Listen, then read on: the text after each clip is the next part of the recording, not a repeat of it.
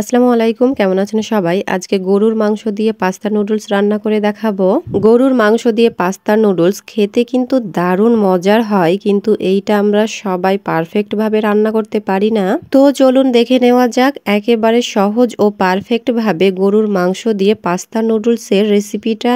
এই তো প্রথমেই আমি চুলায় একটা কড়াই বসিয়ে পরিমাণ মতো তেল দিয়ে তেল গরম হলে একটা তেজপাতাকে কেটে আমি ছোট করে 4 ভাগ করে নিয়েছি। এছাড়া গরম মশলা দিয়ে সবকিছুকে খুব ভালোভাবে নাড়াচাড়া করে এখন পরিমাণ মতো পেঁয়াজ দিয়ে পেঁয়াজগুলোকে খুব ভালোভাবে নাড়াচাড়া করে বাদামি করে ভেজে নিতে হবে। আর এই তো কিছুক্ষণ পর পেঁয়াজগুলো আমার খুব ভালোভাবে ভাজা হয়ে গিয়েছে। এখন আমি পরিমাণ মতো আদা রসুন দিয়ে আদা রসুনগুলোকে খুব ভালোভাবে নাড়াচাড়া করে ভেজে পরিমাণ মতো লবণ, মরিচের গুঁড়া, জিরার গুঁড়া, অল্প পরিমাণ গরম মশলা গুঁড়া, এটা হাতের কাছে থাকলে দিবেন, তাছাড়া কোনো প্রয়োজন নেই। এরপরে সামান্য পরিমাণ হলুদ দিয়ে সবকিছুকে খুব ভালোভাবে নাড়াচাড়া করে দিলাম। আর এই তো সবকিছু খুব ভালোভাবে ভাজা হয়ে গিয়েছে, আর নিচে দিয়ে কিন্তু লাগা লাগা হয়ে যাচ্ছে। এই জন্য আমি এখন অল্প পরিমাণ পানি দিয়ে আবারও সবকিছুকে খুব ভালোভাবে নাড়াচাড়া করে ঢাকনা দিয়ে দিলাম কিছুক্ষণের জন্য। ঢাকনা দিয়ে মশলাটা কিছুক্ষণের জন্য কষালে অনেক সুন্দর একটা ফ্লেভার আসে, এই জন্য আমি মশলাটা কিছুক্ষণের জন্য ঢাকনা দিয়েছিলাম। আর এই তো এখন ঢাকনা উঠিয়ে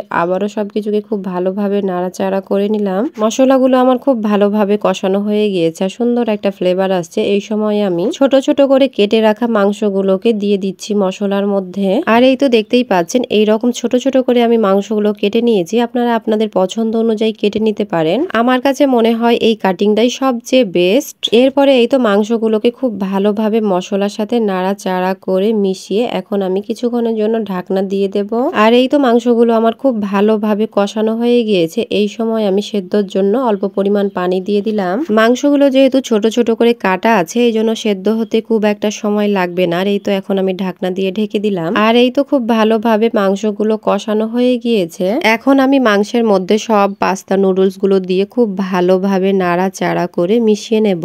আজকে আমি পাস্তা ও নুডলস একসাথে রান্না করব, এই জন্য এইখানে আমি 2 কাপ 2 রকমের পাস্তা সাথে 1 প্যাকেট ম্যাগি নুডলস সেদ্ধ করে নিয়েছি। পাস্তা নুডলস গুলো যখন আমরা মাংসের মধ্যে দেব, তারপরে একটু সময় নিয়েই খুব ভালোভাবে সবকিছুর সাথে নাড়াচাড়া করে মিশিয়ে নেব।